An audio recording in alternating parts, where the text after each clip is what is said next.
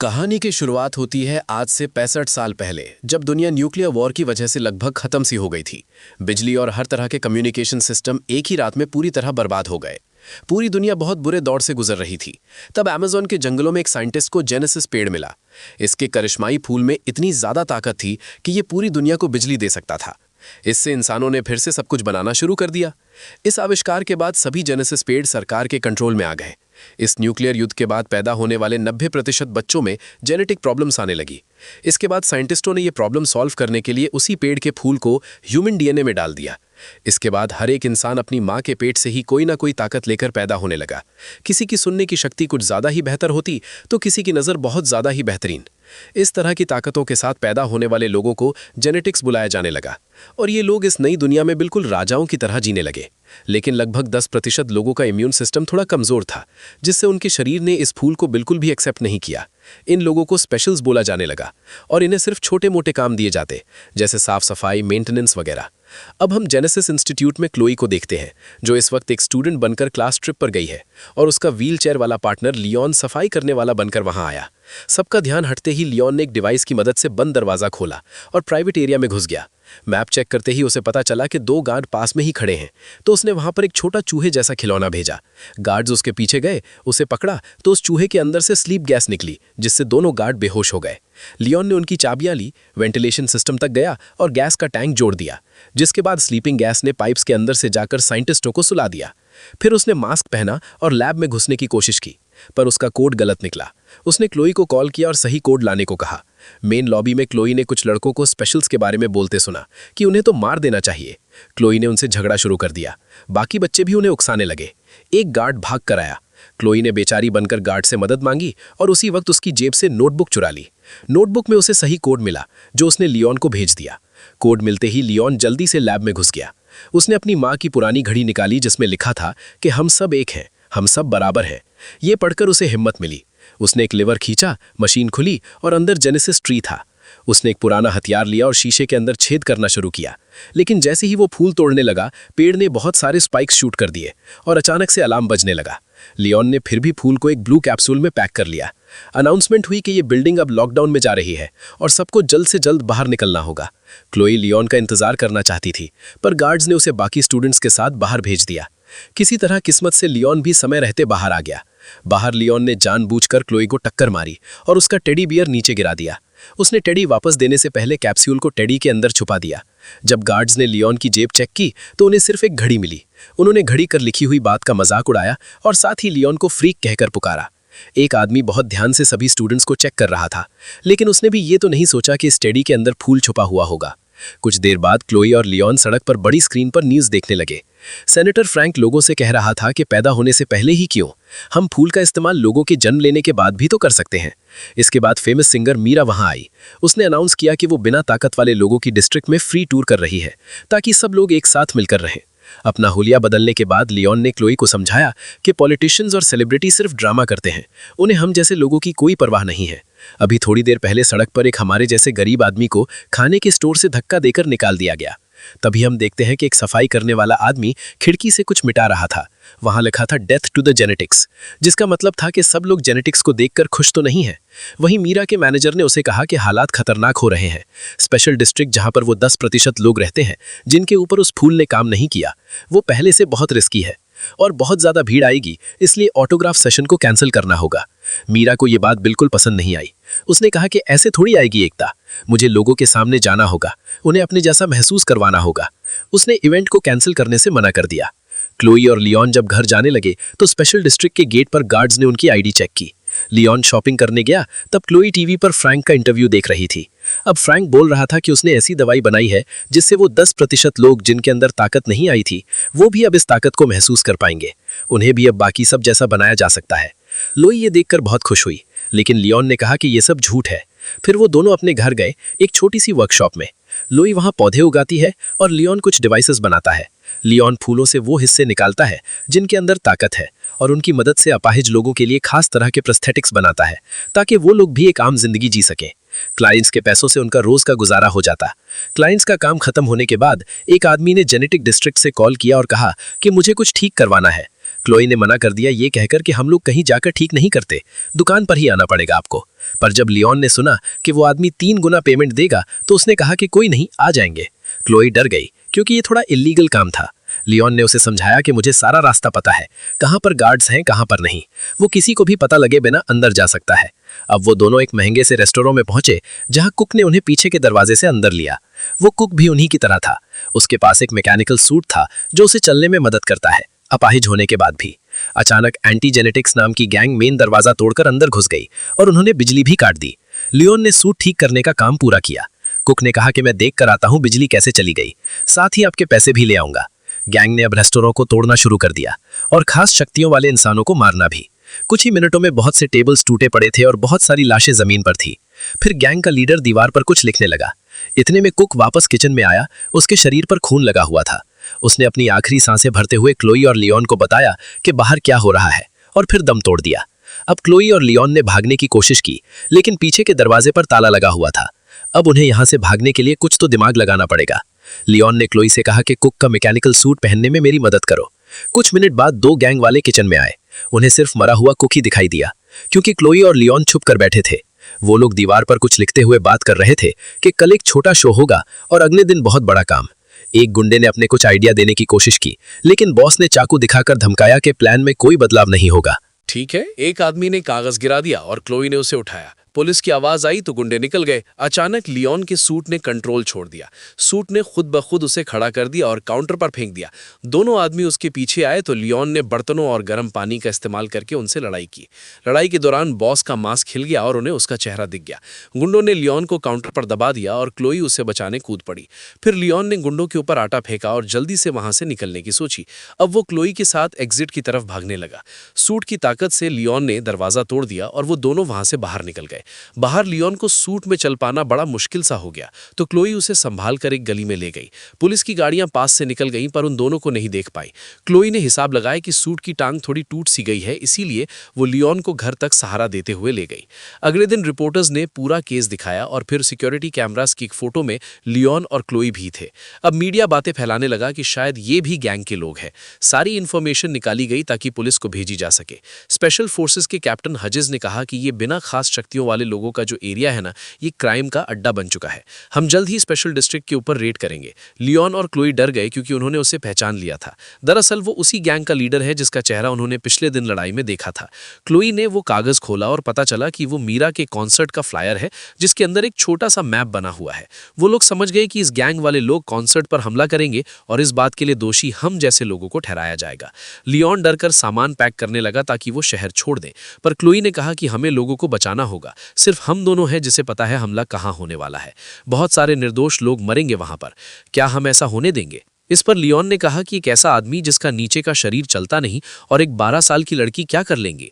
ये सुनकर क्लोई रो पड़ी। उसने कहा कि भैया तुम खुदगर्ज हो, और इतना कहकर भाग गई। लियोन चाहकर भी उसे रोक नहीं पाया। इसके बाद फ्लैशबैक में दिखाया जाता है कि एक जवान लियोन अपने पिता के ऑफिस में घुस गया था अपनी फाइल देखने के लिए। वहां उसे पता चला कि वो स्पेशल है। जैसे ही उसके पिता को पता चला कि उसका बेटा एक स्पेशल है, उसके पिता ने उसे वहीं पकड़ लिया।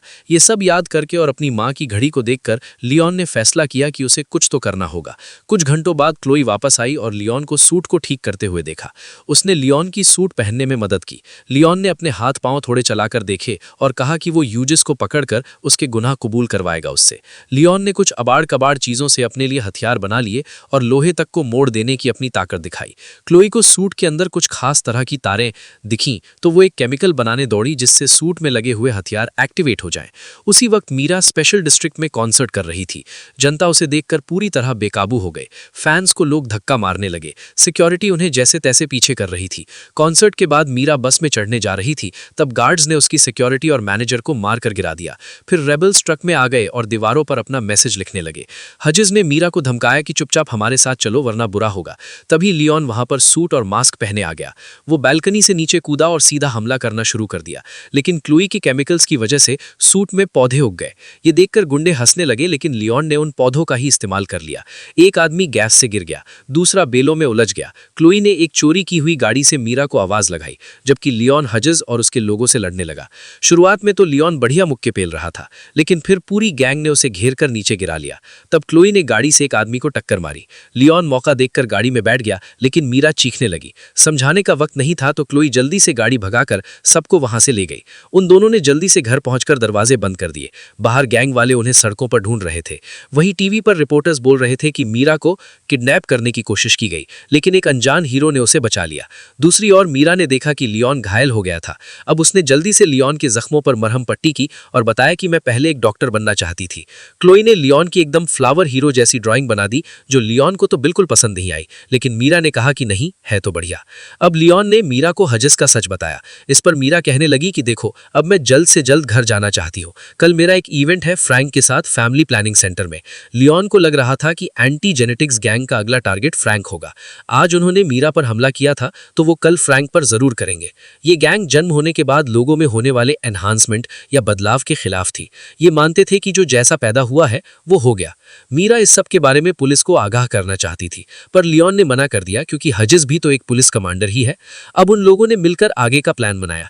अगले दिन मीरा और लियोन फैमिली प्लानिंग सेंटर गए, जैसे वो कोई नया शादीशुदा जोड़ा हो जो अब बच्चे करना चाहते हैं।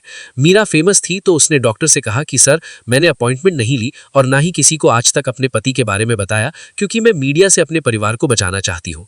लियोन ने डॉक्टर को जैसे तैसे मना लिया कि वो उन्हें अपनी फैसिलिटी का एक टूर दे। इस सब के दौरान लियोन ने बड़ी चालाकी से एक चाबी चुरा ली। फिर उसने वहां काम करने वाले लोगों का ध्यान भटकाया, ये कहकर कि मीरा अब सबके लिए परफॉर्म करेगी। ये कहकर उन्होंने सभी लोगों को एक कमरे में इकट्ठा कर दिया। तभी ये एंटी जेनेटिक्स गैंग के लोग आ गए और लियोन लॉबी में उनसे भिड़ गया। गुंडे उस पर टूट पड़े तो लियोन ने गैस बॉम्ब्स छोड़े, जिससे उनके मास्क तक पिघल गए। शुरुआत में लियोन बहुत बढ़िया लड़ रहा था, लेकिन वो लोग बहुत ज्यादा थे। उन्होंने उसे नीचे गिरा लिया और वो गुंडे मिलकर उसे मारने लगे। हजस ने का मास्क उतारा और उसके चेहरे पर बार बार मुक्के मारने लगा। तभी अचानक फ्रैंक की सिक्योरिटी आ गई और गुंडे भाग गए। इस पर मीरा ने बताया कि उसने ही फ्रैंक को कॉल किया था, क्योंकि वो समझ गई थी कि गुंडे ज्यादा होंगे, लियोन अकेला नहीं संभाल पाएगा। लियोन ने पूछा कि गार्ड्स ने गुंडों को फॉलो क्यों नहीं किया, तो फ्रैंक ने कहा कि तुम हमारे लिए उनसे ज्यादा जरूरी थे। पता चला कि फ्रैंक असल में लियोन का पिता है।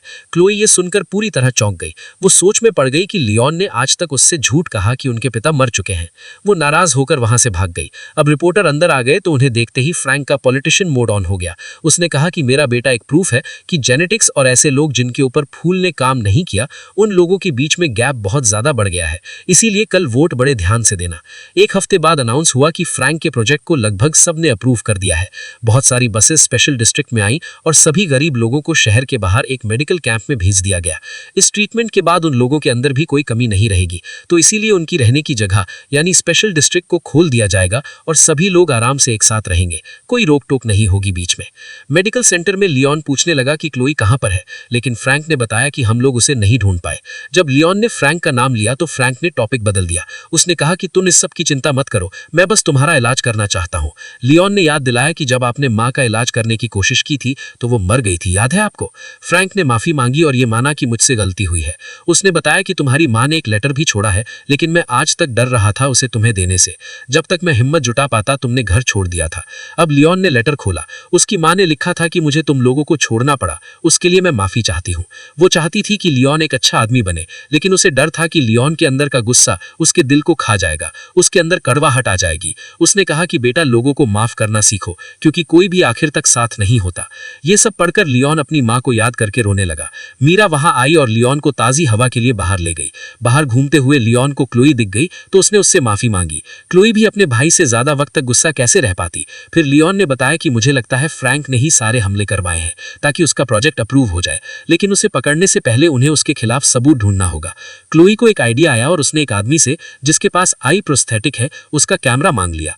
उधर डॉक्टर्स ने अगले पेशेंट का नाम अनाउंस किया। उधर लैब में क्लोई ने वेंट्स में घुसकर रिकॉर्डिंग स्टार्ट कर दी। हजस और फ्रैंक आपस में बात कर रहे थे। उनकी बात से ये तो साफ हो गया कि उन दोनों ने मिलकर ही ये कांड किया है। अपने कुछ पेशेंट्स को बेहोश करते वक्त फ्रैंक अपना प्लान समझा रहा था।